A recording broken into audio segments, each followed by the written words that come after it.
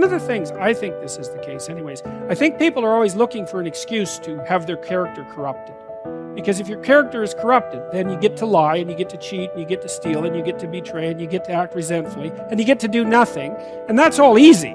It's easier to lie than to tell the truth. It's easier to do nothing than to do something. So there's always part of you thinking, well, I need a justification for being useless and horrible, because that'd be a lot less work.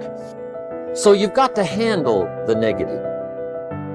Here's what part of it is. It's called the Great War Between Good and Evil. Mr. Reynolds and I are working on a new book this year called The Great War Between Good and Evil. And there is a war on.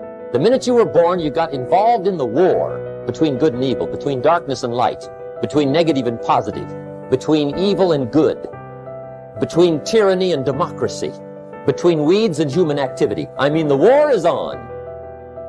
So then what's necessary is a system in which the good side is always winning, but never is the winner. Where the evil side is always losing, but never is the loser. That's a very practical arrangement for a successful ongoing game which will keep everybody interested. And you must recognize then that this outgroup is your necessary enemy, whom you need.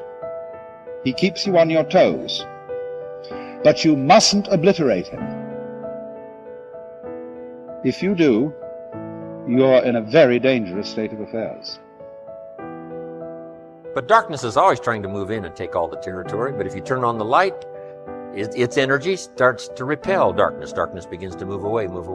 And the brighter the light, the further away the darkness must move. If you walk into a dark room and turn on the light, the darkness is what? Gone. But here's the point to remember, not very far. The darkness seems to be, yes, it's gone, but it's waiting for its chance. That if light loses its energy, darkness has a chance now to move back in. Battle between good and evil on a playing field of chaos and order. It's the eternal game. And, you can play that out in the external world, but part of what the religious enterprise is about, and the Christians have really contributed to this, is the notion that sacred battle is fundamentally spiritual, which is to say, in some sense, fundamentally psychological. It's to be fought on the battleground of the soul, internally. It's a subjective issue. How do you defeat evil? You defeat the evil in your own heart. That is how you do it. Now here's the good news about the war between good and evil.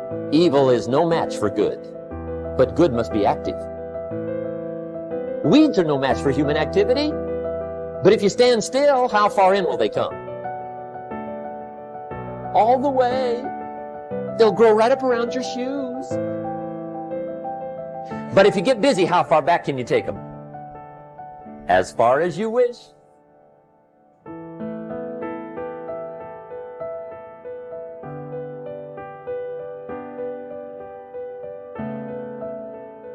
If you think that compassion makes you weak, you are wrong. Compassion may cause a person to sacrifice his life to save other people. And we have to redefine what is compassion. It's very powerful. And we have to embody that kind of energy in our daily life.